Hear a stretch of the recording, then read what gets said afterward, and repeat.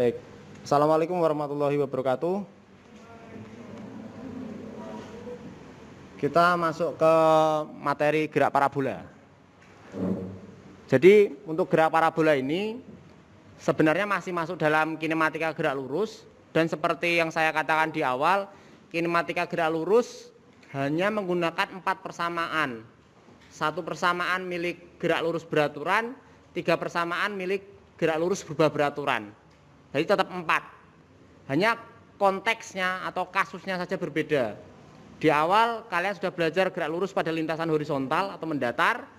Kemudian yang kedua kalian belajar gerak lurus dengan lintasan vertikal atau naik turun. Dan ini yang ketiga yaitu gerak parabola. Bagaimana gerak parabola itu nanti kita pelajari bersama. Yang pertama yang saya tanyakan, pernah main game Angry Birds nggak? Nah, suka ya? Angry Birds. Salah satu karakternya ini karakter yang ya besar ya, satu yang besar. Dulunya pertama kan merah yang kecil itu. Terus lama-lama muncul ini, terus burungnya bermacam-macam. Saya nggak tahu seri-serinya, tapi mainnya seperti ini intinya. Nanti burungnya ini versus babi, karena babinya nyuri telur, ceritanya begitu. Yang buat game namanya Rovio, ini keren juga, game sederhana. Nah, ketapel ini kan ditembakkan, ditarik, terus dilepas burungnya seperti itu. Terus di situ ada titik-titik putih kalau kelihatan, lintasan atau tracknya yang dilewati oleh si burung itu. Ini gamenya cukup asik juga, tapi nggak tahu kalian masih main ini atau tidak. Nah, sudah lama ya, banyak game yang lebih asik soalnya. Nah, kalau saya post di sini, kita bisa lihat lintasannya bentuknya lengkung. Setelah dia naik, pasti akan turun. Nah, dan gerak parabola lintasannya juga seperti ini, lengkung. Detailnya akan kita pelajari pada materi.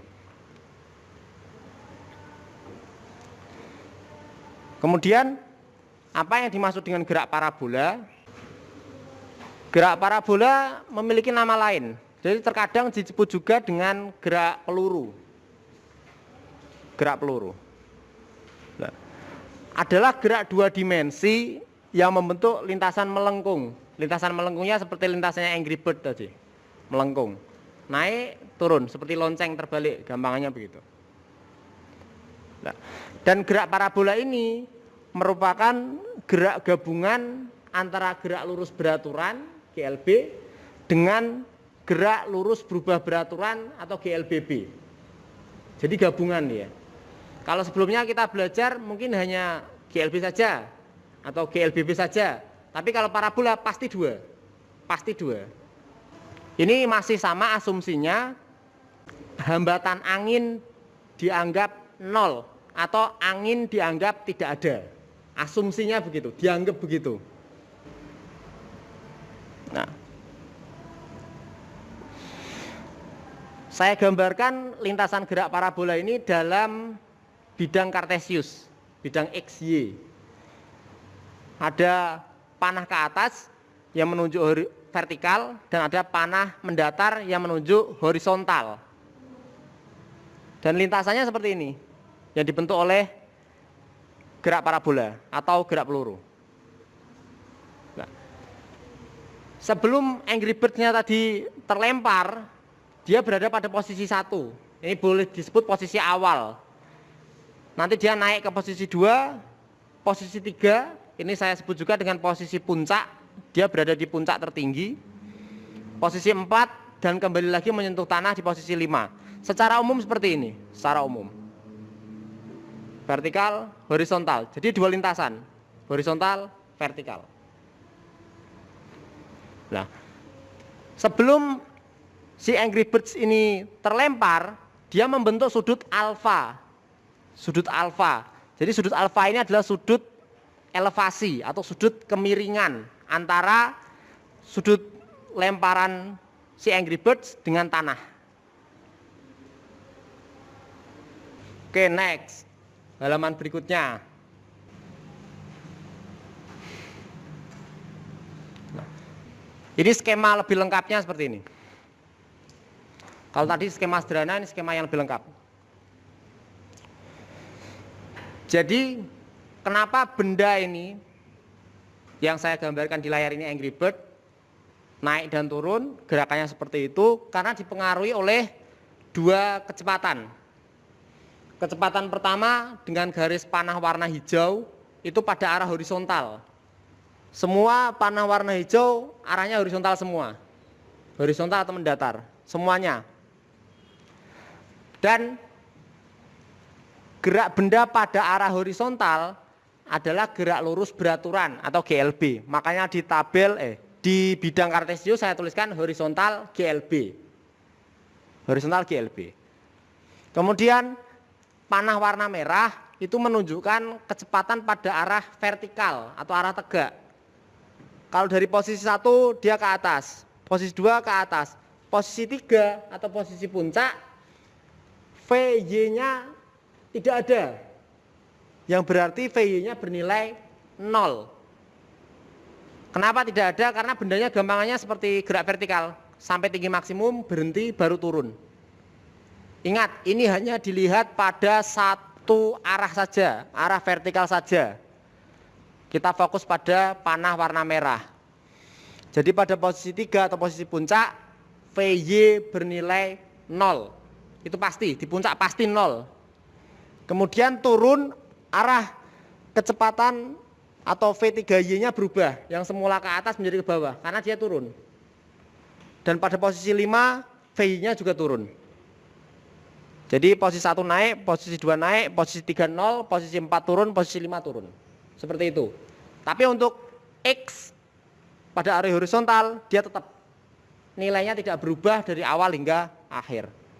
Makanya ada keterangan kecepatan pada arah horizontal bernilai tetap.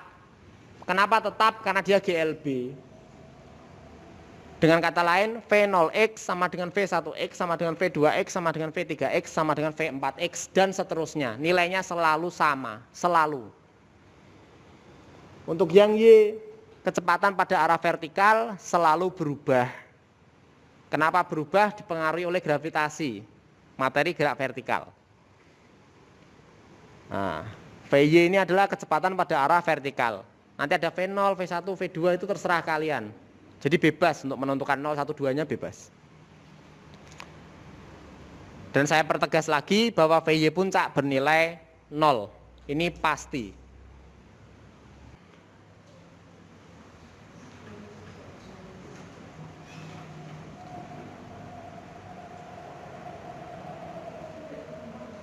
Oke, diingatkan kembali.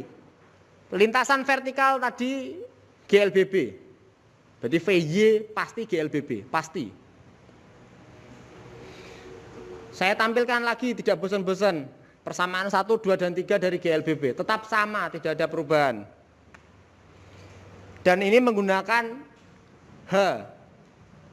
Dan menggunakan G. Karena vertikal lintasannya. Tadi. Keterangannya masih sama, tidak berubah.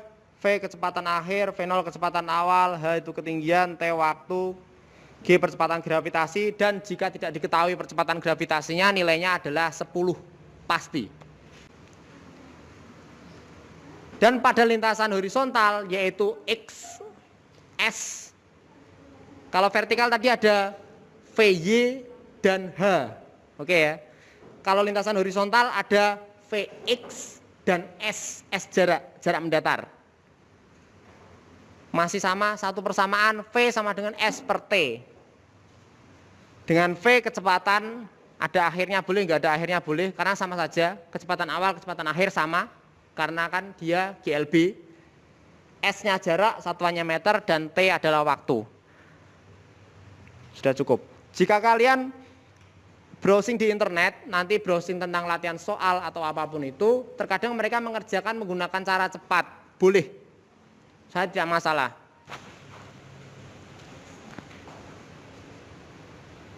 Oke.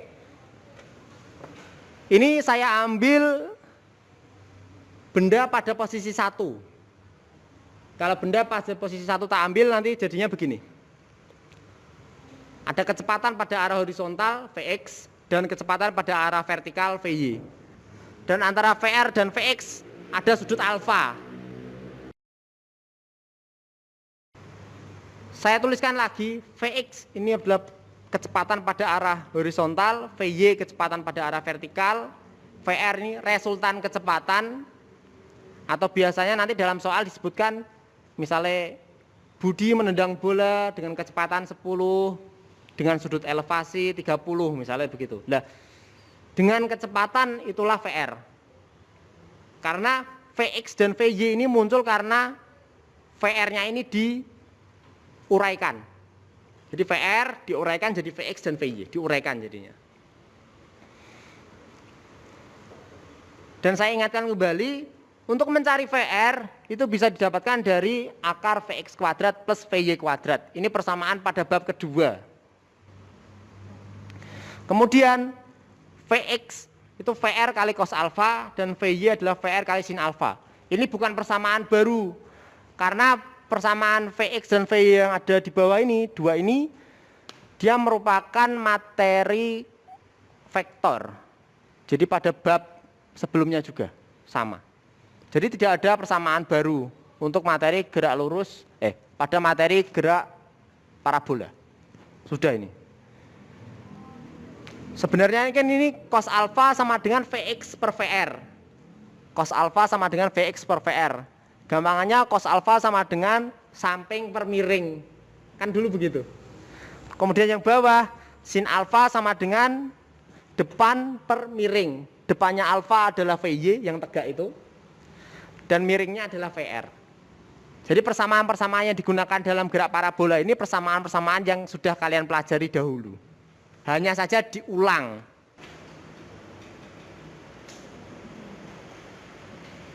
Oke, lintasan gerak parabola ini saya bagi menjadi dua bagian.